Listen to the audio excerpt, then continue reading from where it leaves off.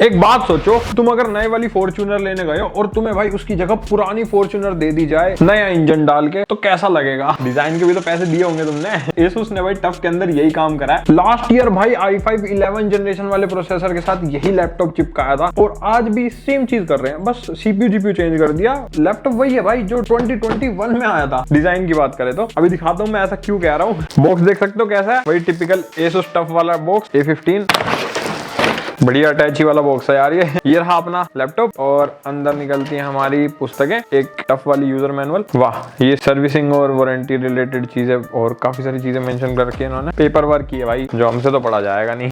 और इसके साथ हमें 180 वोल्ट का पावर अडेप्टर मिलता है और ये वाली पिन मिलती है मोटे मोटे वाली, एंड एक मिलती है भाई अपनी पावर कोड। पहले स्टिकर तो देते थे, अब शायद स्टिकर देने भी बंद कर दिए इन्होंने। और इसको अगर हम बाहर निकालें तो ये रहा वही पुराना लैपटॉप नए CPU GPU के साथ। अगर तुम में से कोई भी मेरी वीडियो बहुत पहले से देख रहा है तो 2021 में Asus ने ये वाला डिजाइन इंट्रोड्यूस किया था टफ के अंदर, और अपना OG Ryzen 7 4800H वाला प्रोसेसर आता था 3050 के साथ, वो सबसे पहले लॉन्च किया था इन्होंने। उसका जो डिजाइन था ना और सारी चीजें जो उसके अंदर थी वही सेम चीज हमें इसके अंदर मिलती है, मतलब लिटरली कोई भी डिफरेंस हमें नहीं मिलता भाई। एंड GPU की बात करें ना तो जो उसमें 3050 आता था 75 वोट वाला, भाई वही सेम ग्राफिक कार्ड इसके अंदर है हमारे, जो ये वाला वेरिएंट में लेके आया हूं। मतलब पर्सनली मुझे ये डिजाइन पसंद है, इसमें कोई दिक्कत नहीं है, बट भाई इसका ऑलरेडी एक नया वर्जन आ चुका है टफ की। अगर हम बात करें, हमने काफी सारे वेरिएंट रिव्यू भी करे टफ F15 के अंदर, तो वो वाला डिजाइन भाई इससे थोड़ा ज्यादा प्रीमियम और ज्यादा बढ़िया फील कराता है। मेरे को पर्सनली ऐसा लगता है। ये काफी प्लास्टिक लगता है, वो थोड़ा प्रीमियम साइड आ जाता है क्योंकि उसकी जो लिड विड है वो भी मेटल की आती है, अपर लिड। अब यहाँ तुम टच पैड को ही देख लो भाई, आज भी इसके अंदर ये 2 बटन आ रहे हैं। ये जमाना चला गया भाई बहुत टाइम पहले।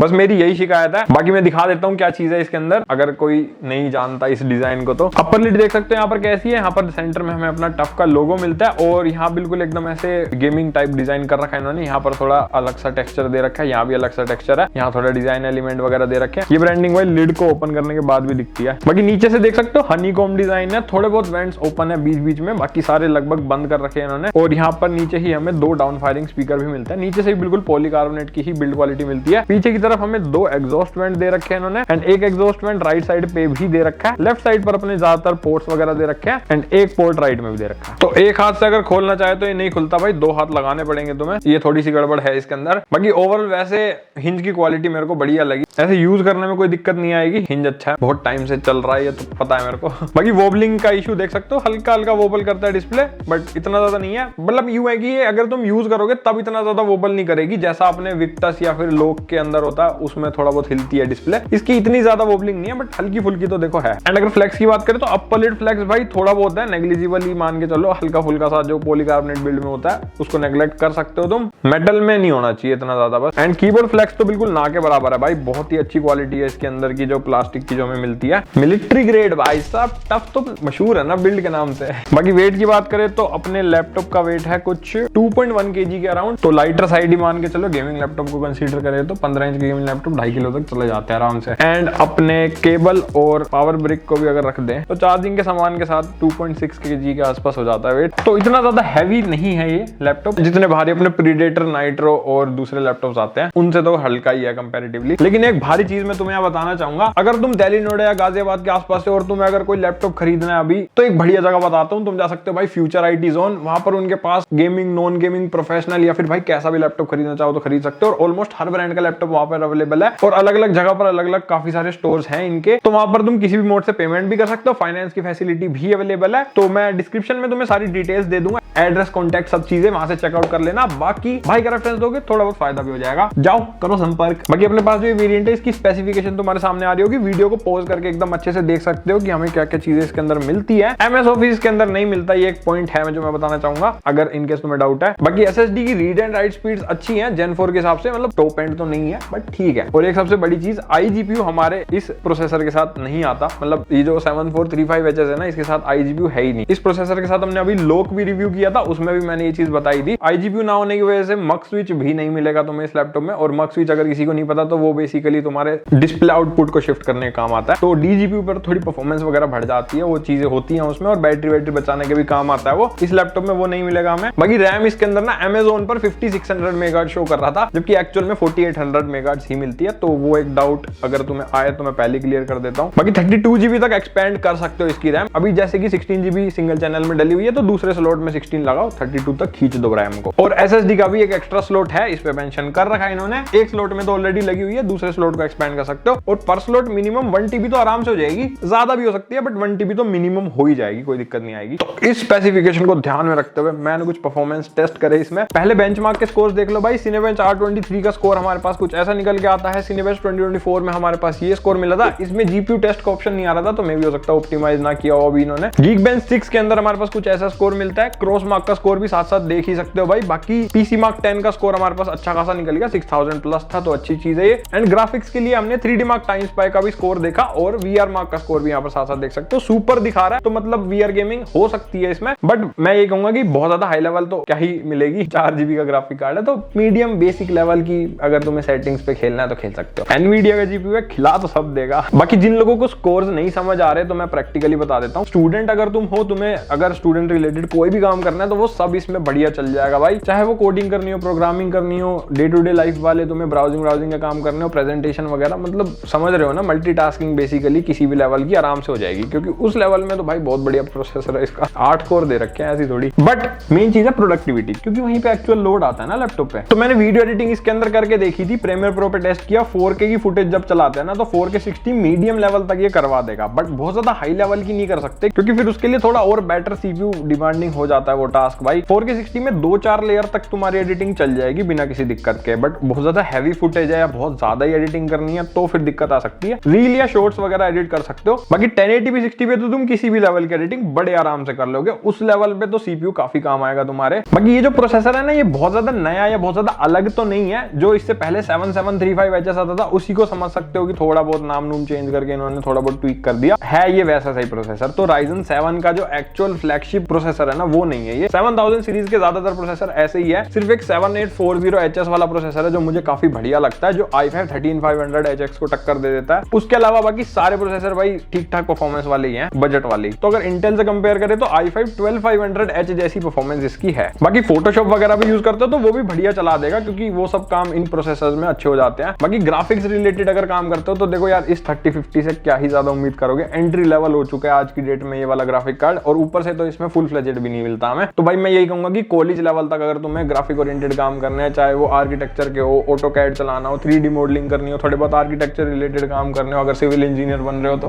या फिर ब्लेंडर वगैरह यूज करना हो, तो समझ आ रहा होगा किस यूजर की बात कर रहा हूँ। तो बेसिक बिगिनर लेवल पे तुम ये सारी चीजें आराम से कर सकते हो इस लैपटॉप में। बट बहुत ज्यादा एडवांस लेवल में जाओगे ना तो दिक्कत आ सकती है, क्योंकि फिर थोड़ी VRAM अच्छी होनी जरूरी है। तो अगर वो काम है तो मिनिमम 6GB 3050 के लिए जाओ, या 4050 जाओ तो और भी बढ़िया। इसके अंदर बिगिनर कॉलेज लेवल के ही काम मान के चलो कि हो जाएंगे। चलवा ये सब देगा, बट बहुत हाई लेवल चीजें एक्सपेक्ट नहीं कर सकते। सिमिलरली गेमिंग के अंदर भी यही सीन है। एक बार गेम टेस्ट देख लो तो मैं सारी चीजें क्लियर हो जाएंगी। पहले हमने CS2 टेस्ट किया बिल्कुल वेरी हाई प्रीसेट के ऊपर, और 3050 के हिसाब से FPS ठीक आ रहे हैं हमारे पास, 70-80 के आसपास, कभी कभी 100 टच हो रहे हैं, बट ओवरऑल ठीक लगे मेरे को। गोली चलाने पर थोड़े FPS ड्रॉप होते हैं, तब 60 तक आ जाता है, बट वैसे 80-90 तक मेंटेन रहता है, जो कि वेरी हाई के हिसाब से मेरे को लगता है ठीक है परफॉर्मेंस। देन वैलोरेंट टेस्ट किया हाई प्रीसेट के ऊपर, और यहाँ पर देख सकते हो हमारे पास 200 के करीब FPS आ रहे हैं, और इस CPU के हिसाब से इतने ही आने चाहिए, क्योंकि CPU इंटेंसिव गेम है। बाकी 45 वोट तक CPU की पावर हिट कर रही है, तो आई गेस ठीक है परफॉर्मेंस अपने CPU की जितनी आनी चाहिए उतनी आ रही है भाई। बाकी टेम्परेचर वगैरह सारी चीज देख सकते हो साथ साथ। देन GTA 5 टेस्ट किया हमने, वेरी हाई का प्रीसेट था, एंड यहाँ पर देख सकते हो कि सही FPS आ रहे हैं, 90-100 के आसपास टच हो रहे हैं, जो कि बिल्कुल होने भी चाहिए इस ग्राफिक कार्ड के हिसाब से, बिल्कुल सही है परफॉर्मेंस इसकी। बाकी टेम्परेचर हमारे 85 डिग्री तक जा रहे हैं हर गेम में, जो कि सर्दियों के हिसाब से थोड़े मुझे ज्यादा लगे। गर्मियों में समझ लो 5 to 7 डिग्रीज और ज्यादा जा सकते हैं, तो ये चीज थोड़ी सी अजीब लगी मेरे को। बाकी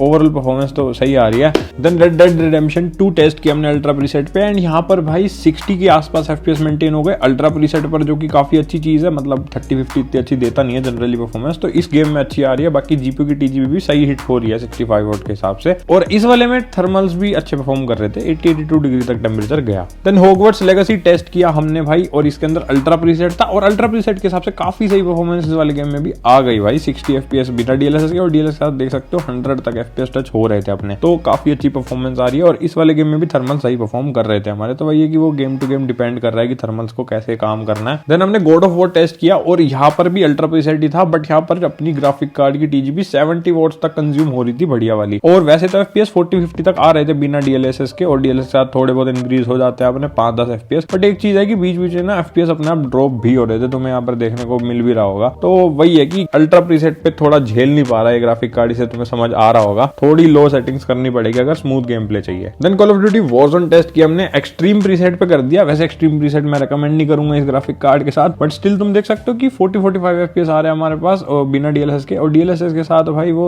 60 तक टच हो रहे हैं। तो हाँ, कह सकते हैं कि DLSS के साथ तुम्हें 60 FPS वाला गेम प्ले दे देगा एक्सट्रीम प्रीसेट पे, बट FPS कम कर लोगे तो ज्यादा बेटर रहेगा, थोड़े परफॉर्मेंस भी स्मूथ हो जाएगी एंड भाई ई स्पोर्ट्स वाला मजा भी आ जाएगा। देन हमने स्पाइडरमैन माइल्स मोरालेस टेस्ट किया, ये वेरी हाई प्रीसेट पे था और यहाँ देख सकते हो साइड बाय साइड कैसा डिफरेंस आता है अपना। वेरी हाई प्रीसेट पे काफी अच्छी परफॉर्मेंस हमारे को मिल रही है इवन बिना DLSS के। और हाँ, इसके अंदर ना फ्रेम जनरेशन भी मिलता है हमें इस वाले पर्टिकुलर गेम में AMD FSR 3 का, क्योंकि ये राइजन वाला प्रोसेसर है, तो उसकी वजह से भी काफी FPS बूस्ट हो गए भाई इस वाले गेम में। तो हाँ, मतलब स्पाइडरमैन में तुम फ्रेम जनरेशन का मजा ले सकते हो, जिससे काफी अच्छे खासे इंप्रूवमेंट भी हो जाती है। 40-50 वाला मजा आ रहा है भाई। देन सेम चीज रे ट्रेसिंग को भी हाई पे करके टेस्ट किया, तो रे ट्रेसिंग में भी खेल तो सकते हो बट उतना मजा नहीं आएगा, तो इस वाले कार्ड के साथ रे ट्रेसिंग में इतना ज्यादा रिकमेंड नहीं करूंगा। बाकी सारी चीजें तुम्हारे सामने है। देन साइबरपंक टेस्ट किया अल्ट्रा प्रीसेट पे, थोड़ा सा निचोड़ने के लिए ग्राफिक कार्ड को, और यहाँ देख सकते हो निचोड़ गया ग्राफिक कार्ड नहीं आ पा रहे हैं भाई अच्छे FPS अल्ट्रा प्रीसेट पे। एंड सिमिलरली इसके अंदर भी एक फ्रेम जनरेशन मिलता है हमें AMD FSR का, तो वो लगा के भी देख सकते हो कोई ज्यादा खास इंप्रूवमेंट नहीं होती है। एंड रे ट्रेसिंग के अंदर भी देख सकते हो कि भाई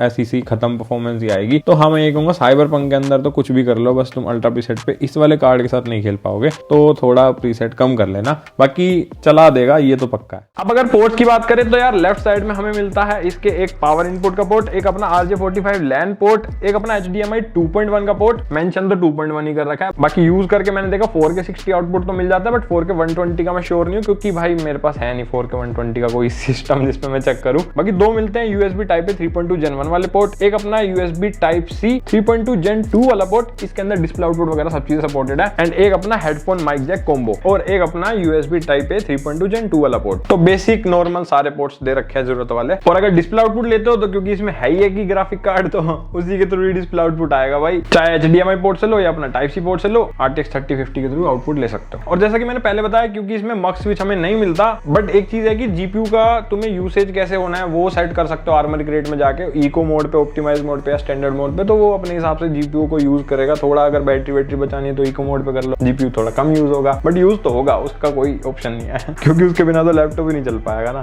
बाकी अंदर का डिजाइन भी देख सकते हो बिल्कुल वैसा ही है जैसे पहले अपने टफ में आया करता था। थोड़ा गेमिंग लुक तुम्हें यहाँ पर फील कराया जाएगा। राइट साइड पे ब्रांडिंग और स्टिकर वगैरह लगे हुए हैं। सेंटर में मिलता है टच पैड, और टच पैड का साइज मैंने पहले भी बताया इतना बड़ा नहीं है, और बटन वाला है तो काफी पुरानी फील देता है, बट ठीक है, कुछ लोगों को अच्छा भी लगता है। तो मैं ज्यादा कुछ नहीं कहूंगा, OG टफ के मजे लेने हैं तो मजे ले सकते हो। एंड कीबोर्ड की बात करें तो अपना 1 Zone RGB कीबोर्ड है, पूरे कीबोर्ड में एक ही तरह की लाइट जलती है, बट RGB के कलर तुम कस्टमाइज कर सकते हो, आर्मरी ग्रेड के अंदर भी जाके भी हो जाएंगे। एंड थोड़े बहुत शॉर्टकट्स भी हमें मिलते हैं, फंक्शन प्लस एरोज वाली की से अपनी ब्राइटनेस चेंज हो जाती है, 3 लेवल की ब्राइटनेस है इसमें, एंड इफेक्ट्स भी चेंज करने हो तो लेफ्ट और राइट एरो से वो हो जाते हैं। बाकी कीबोर्ड अच्छा है इसका भाई, क्वालिटी बढ़िया है, मेरे को शुरू से बढ़िया लगता है टफ के कीबोर्ड। टेक्टाइल फीडबैक आता है, टाइपिंग वाइपिंग में भी मजा आएगा, तो ओवरऑल तुम्हें मतलब मजा आएगा फीडबैक में। एंड फंक्शन कीज पर भी काफी सारे शॉर्टकट्स हैं, और कोने में मिलता है हमें अपना पावर बटन। बाकी कीबोर्ड के ऊपर भी वेंट्स छोड़ रखे हैं खाली एयर इनटेक वगैरह के लिए। तो ओवरऑल टच पैड और कीबोर्ड की फील सही है, यूज करने में सही लगेगा। बाकी गेमिंग लैपटॉप है तो ज्यादातर लोग एक्सटर्नल कीबोर्ड माउस ले लेते हैं। टच पैड के ना बटन्स क्योंकि बाहर है तो तुम इस टच पैड को क्लिक नहीं कर सकते, तो ये नॉन क्लिकेबल है, बस हाँ टच करने के लिए काम आ जाएगा। देन डिस्प्ले आती है, और उसकी स्पेसिफिकेशन भी तुम भाई सामने देख सकते हो वीडियो को पॉज करके। नॉर्मल डिस्प्ले है, जैसी बेसिक डिस्प्ले हम 2-3 साल से देखते आ रहे हैं हर गेमिंग लैपटॉप में, जो बजट गेमिंग लैपटॉप्स में आती है। कुछ इन्होंने अलग इस बार भी नहीं दिया है। मेरे को वैसे डिस्प्ले में देखो कोई शिकायत नहीं है, बट देखो क्योंकि कॉम्पिटिटर्स में अब काफी अच्छी डिस्प्ले आने लगी है, लोग कोई देख लो 100% sRGB दे रहा है इसके बजट के अराउंड। सिमिलरली कलरफुल का भी इवॉल्व P15 आता है, उसमें भी भाई 100% sRGB दे दी, तो ब्रांड्स अब धीरे-धीरे दे रहे हैं। इसमें भी अगर होती तो मजा आ जाता, कलर एक्यूरेसी वाले काम तुम आराम से कर पाते, इनकेस अगर वीडियो वगैरह एडिट करते हो या फिर कुछ भी करते हो तो वो चीजें अभी नहीं हो पाएंगी। इसमें एक्सटर्नल मॉनिटर वगैरह तुम्हें लेना पड़ेगा। बाकी वैसे अगर तुम्हें ये सब काम नहीं करने तो डिस्प्ले के मजे ले सकते हो, वैसे अच्छी है, कंटेंट कंजम्पशन करते हो तो ओवरऑल वैसे क्वालिटी वाइज कोई दिक्कत नहीं है डिस्प्ले में। कलर गैमेट इसका 45% NTSC के अराउंड ही मिलेगा हमें, 100% sRGB नहीं है। और वेब कैम भी 720p वाला ही है इसका। मैं कह रहा हूं तुम्हें वही सारी सेम चीजें हैं भाई। क्वालिटी देख सकते हो कुछ ऐसी इसके अंदर हमें मिलती है, और माइक भी इसी का यूजर है तो बता देना भाई कमेंट सेक्शन में कि कैसी है सारी चीजें। 720p पे ऐसी ही क्वालिटी आती है, कुछ अलग तो तुम्हें नहीं मिलेगा। अब एक बार स्पीकर भी चेक कर लेते हैं, I mean स्पीकर्स। किस कलर की चड्डी पहने हो? किस कलर की चड्डी पहने हो? स्पीकर का तो पता चल गया, चड्डी का बताना हो। स्पीकर्स की क्वालिटी अच्छी है, मतलब लाउड भी है और हल्की हल्की बेस आती है, तो मेरे को क्वालिटी वाइज कोई दिक्कत नहीं लगी। और लैपटॉप्स पे जनरली इतने अच्छे स्पीकर्स नहीं आते, तो इसकी क्वालिटी ठीक है, एवरेज से थोड़ी सी ऊपर ही मान के चलो, काम बढ़िया चल जाएगा तुम्हारा अगर गाने सुनने हैं तो, जैसे कि आपने सुनाया तो मैं। बाकी बैटरी की बात करें तो भाई इसके अंदर 48 वोट आवर्स की बैटरी दे रखी है। अब ये बैटरी भाई ऐसी है कि ज्यादा कुछ उम्मीद नहीं कर पाओगे तुम क्योंकि एक तो इसमें ऑलरेडी iGPU नहीं दे रखा, तो मक स्विच का भी सिस्टम नहीं है, और चलना इसने डेडिकेटेड ग्राफिक कार्ड पे है। और मुझे ये नहीं समझ आता कि 48 वोट आवर्स क्यों दे रहे हैं इसमें। पहले एक टाइम था जब टफ में भाई 90 वोट आवर से नीचे आती नहीं थी। मुझे याद है 4600H वाला जब आया था ना, 4800H वाला भी जो हमने किया था, उसमें भी 90 वोट आवर्स थी, इसमें भाई नहीं दी है। तो ज्यादा बैकअप तुम मत एक्सपेक्ट करना भाई, ज्यादा से ज्यादा 1 से 2 घंटे चल पाएगा, वो भी बहुत ही मतलब बेसिक यूसेज पे ब्राइटनेस कम करके सब चीजें भाई जुगाड़ लगा लोगे ना तब जाके चलेगा। तो बैटरी से भाई ज्यादा उम्मीद मत करना। बाकी इसका प्राइस चल रहा है यार कुछ 70,000 के आसपास, और इस प्राइस के अंदर अगर मैं बताऊं तो काफी सारे ऐसे लैपटॉप्स हैं जो इससे बेटर स्पेसिफिकेशंस ऑफर कर रहे हैं आज की डेट में इस बजट में, चाहे वो CPU GPU की बात हो या डिस्प्ले की बात हो या बैटरी की बात हो, ऑलमोस्ट हर चीज में। मतलब तुम्हें लिटरली इस प्राइस के अंदर ना i5 12 जनरेशन के साथ 95 वोट वाला 3050 मिल जाएगा, चाहे फिर तुम 4GB वाला लो या फिर 6GB वाला, 70-75,000 अराउंड। अगर CPU अच्छा लेना है ना, मतलब तुम्हारा CPU ओरिएंटेड काम ज्यादा है, जैसे कि एडिटिंग वगैरह या तुम्हारा कोई भी काम ऐसा है, तो मैं ये कहूंगा कि या तो i5 13 जनरेशन की तरफ जाओ, 13450HX वाला प्रोसेसर, या फिर Ryzen में जाना है तो 7840HS वाला जो है ना इनका प्रोसेसर Ryzen 7 में, वो काफी अच्छा है। तो इन दोनों में से किसी प्रोसेसर की तरफ जाना चाहिए तुम्हें अराउंड 70-75,000 के बजट में। नहीं तो i5 12 जनरेशन की तरफ भी जाओ, क्योंकि ऑलमोस्ट वैसी ही परफॉर्मेंस इसकी है, बहुत ज्यादा फर्क नहीं मिलेगा, बट उसके अंदर तुम्हें ग्राफिक कार्ड अच्छा मिल जाएगा इसी बजट के अराउंड, तो वो भी एक अच्छा ऑप्शन है मेरी तरफ से, मेरे हिसाब से जो तुम्हें कंसीडर करना चाहिए। ये लैपटॉप अगर 60,000 के अराउंड मिले तो ज्यादा वर्थ इट मानूंगा मैं इसको, कंसीडरिंग इसकी डिस्प्ले और जो बाकी की चीजें इसमें Asus ने डाल के दी है। तो एक बार अपने हिसाब से देख लेना भाई जो तुम्हें ठीक लगे। प्राइसिंग के लिए डिस्क्रिप्शन में लिंक्स दे दूंगा, वहां से चेकआउट कर लेना, और मजा आया हो तो लाइक सब्सक्राइब करके जाना भाई ऐसी मस्त वीडियो के लिए। तब तक हम मिलेंगे अगली वीडियो में, बाय बाय।